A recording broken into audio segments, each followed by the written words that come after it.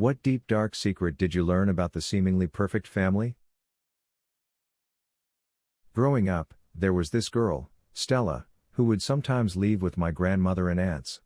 She was a little older than my older sister and we thought she was fascinating but weren't really sure who she was exactly. All our parents would say is that Stella had a hard life and my grandmother would help her out when she needed it. Stella would disappear and reappear in our lives as the years went on. Eventually, she grew up and moved away, shacked up with some guy.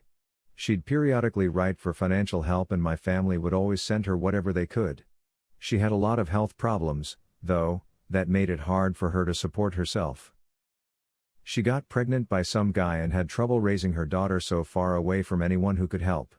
But, my family stayed in contact with her, my father especially, because the little girl, whose name I cannot recall, needed to know there were people who would support her if she needed it. Stella would send us cards on the holidays and frequent updates about job prospects, her kids' school life, guys she'd meet and lose, her health, and, sometimes, not always, ask for money. My dad started seeing her as a bit of a burden, but a harmless burden.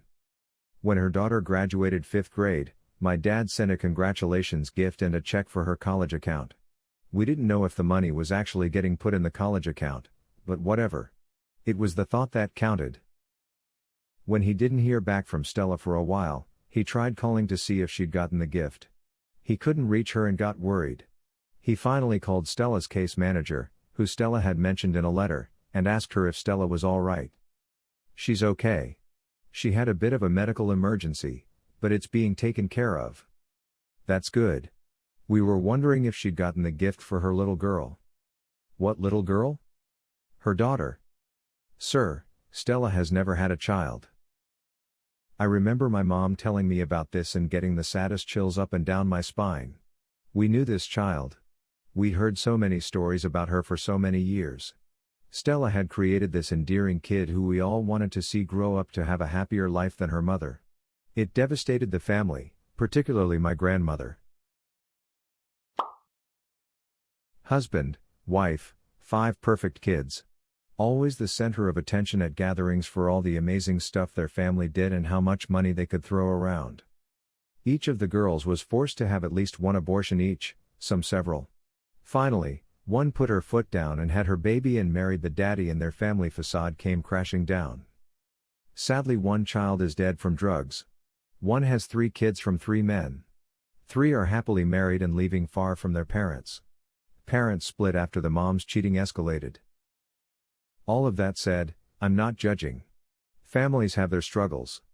But moral being that no matter how perfect a family seems at gatherings, know they have their dirt and hard times, so don't compare your successes and feel down in any way. My family was on the poorer middle class side and took modest vacations and had modest achievements, and were in the shadows at those gatherings. We have our share of struggles, but I'm proud to say none of us were ever into drugs. Mom and Dad were happy together until he died. All of us kids finished school and have healthy careers and families. Worked at an after-school program with preteens. One of the kids always seemed to be seriously annoyed with his parents. For the most part, we thought it was just a kid being a kid, and nobody likes their parents when they are 12 to 13 years old, so I and the other staff didn't think much of it at first. Whenever the parents come to pick him up together, they seemed the ideal couple. Very affectionate with each other, and they played off his obvious aversion to them by just saying, "He's becoming a teenager and you know how they are." A couple of weeks go by and it just becomes more and more apparent that this kid just cannot stand to be around his parents. As soon as they display any affection towards each other, he just walks off or rolls his eyes, and he obviously becomes very upset. One day they come to pick him up and they are being super clingy with each other, and I guess it just broke him. He threw his backpack at them and took off running back into the hallways of the school. So, I and another counselor went after him. We found him sitting in a corner in the gym, hands around his knees, face down, and crying. After some coaxing, he finally let out that his parents were not who we thought. According to him, the public display of attention was all an act for the public. Behind closed doors, these were 2 very different people. His parents absolutely hated each other but refused to get a divorce. From what the kid said, they would never speak at home or generally acknowledge each other. He would have to act as the go-between, carrying messages since they refused to speak to each other. They openly carried on having affairs and dating other people, but when they were out in public together, they would stress putting on the perfect family persona. The kid had just had enough and couldn't deal with it anymore. I can't imagine the emotional stress it was putting on him to carry that around. My next-door neighbors, husband, wife, and 2 young girls, and my neighbors down the road, husband, wife, and 3 young girls, were the best of friends and did everything together. They went on vacations together, they went out to dinner together, they even bought a timeshare together. My family had to move to a different state for 2 years, and this was during the housing crash of 2008, so our house never sold, so we just moved right back in. Well, when we were cleaning up our house to move back in, we found a Kama Sutra style book in a bathroom drawer and a mysterious bleach stain on some carpet. We had told all the neighbors where the extra key was in case they wanted to store stuff temporarily or take cover during a hurricane. We live in Florida, or whatever, since there wasn't anything of ours there to steal. We just assumed some teenager couldn't find anything better to do the deed to and tried to clean up his mess. After a few months of being moved back in, our next-door neighbors move out in the middle of the night. They left in such a hurry they left their cat. We come to learn that the husband of our next-door neighbors and the wife of the other neighbors were having an affair and using our house as a rendezvous, and used baby monitor MS to keep an eye on the kids. When we moved back and they had to start taking business trips, and they eventually got caught. The wife of the next-door neighbors was willing to work things out but didn't want to be in the same neighborhood as that hoe. That was convenient, as the husband down the street was basically a hillbilly Jason Momoa and was threatening to kill them. In the end, we got a cat, which was neat. He died a few years ago but was a great cat. My uncle was a business owner and had an affair with his cashier. They had an illegitimate child together who was mentally handicapped and requires permanent hospitalization. My uncle bought a house for his mistress. The same uncle also quit his job to gamble full-time. He lost $1 million on online poker, and he had to remortgage his house when it was originally fully paid off. The same uncle accidentally knocked up his wife, who pretended to know nothing about his affair, just as soon as their youngest kid became an adult, so now they are in for another 18 years of raising kids. Meanwhile, another uncle's wife died from cancer, and he went back to China to find a new wife over 20 years younger than he was. The wife had another kid out of wedlock from a previous relationship. He married her only weeks after meeting her and brought her back to Canada. Soon, he was spouting death threats and punching her regularly, and she had to get help from our other relatives to secretly leave Canada to leave his physical and verbal abuse. That uncle has been in Canada for over 15 years and doesn't even speak 10 words of English or French. Doesn't bother to integrate. Meanwhile, another of my uncle is charged for sexually assaulting every single one of his nurses while in hospital. He gropes them then laughs at the act. Meanwhile, about 15 years ago, my mom's best friend killed her husband and went to jail. The murderer and victim were both immigrants from China, like the rest of my family. Some of my other relatives aren't much better. I'm born from Chinese immigrants. Almost all my relatives are Chinese immigrants. All 40 plus of us. Some of us are extremely dysfunctional. We work hard, make good money, and seem like model citizens on the outside. But our private lives are anything but a model. Fortunately, after seeing all this BS as a child, I swore to break the pattern. So far so good. No drama, no violence, no deception. Thought my family was perfect growing up. I'm the middle child of 3 boys. Happy family, never any conflicts other than the normal smaller scale stuff that every family has. Fast forward to 2 years ago when I'm 22, about to head off for my last year of college, and I discover, through email and iMessages on the family computer, that my mom had been seeing and sleeping with another man all summer. I confronted her about it and gave her an ultimatum: tell Dad immediately or I'll tell him myself. What will it be? She told him. Seemed like she had repaired things / their marriage was back on track. Then not even 2 months later she's sexting the guy and trying to meet up with him. My dad easily finds out, kicks her out of the house, and they're divorced about 6 months later. Now she's screwing him over financially because the divorce laws in our state are outdated and backward retarded. You get financially rewarded for committing outright and over-the-top adultery. though she's going to get completely cut off soon. So at least there's that. Regardless, thanks to her actions, she totally blew up our family and it will never be the same. For me, I'm fine and have moved on.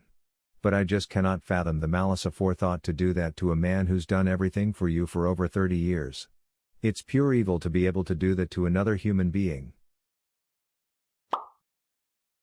There was a family in my town that I would have considered to be a perfect family. I'm going to refer to them as the Smiths. The Smiths are a family of 6, and they truly are some of the nicest and happiest looking people I have ever met. But a wave of misfortune and darkness took the Smith family by storm. Their second eldest daughter developed both depression and an eating disorder at the young age of around 14 to 15. Her condition initially didn't seem that severe. She was seeing psychiatric help and they thought she was getting better, but she was only getting worse. Eventually, her psychiatrist revealed to her parents that she said she had stopped eating at home, and would spit out meals when her parents were otherwise occupied. This self-destructive behavior eventually led to her being taken to a hospital, where the doctors would try to make her eat via a feeding tube, but at night she would rip her feeding tube out. She's recently been taken to a hospital in California. We're from a small Midwestern town, so that's quite the distance. And the worst part is, insurance doesn't cover any of it. She has spent multiple months in different hospitals and mental health facilities, and is in one of the top mental health hospitals in California. It's incredibly heartbreaking to see that this family has to suffer so much emotional and financial pain due to her unfortunate condition.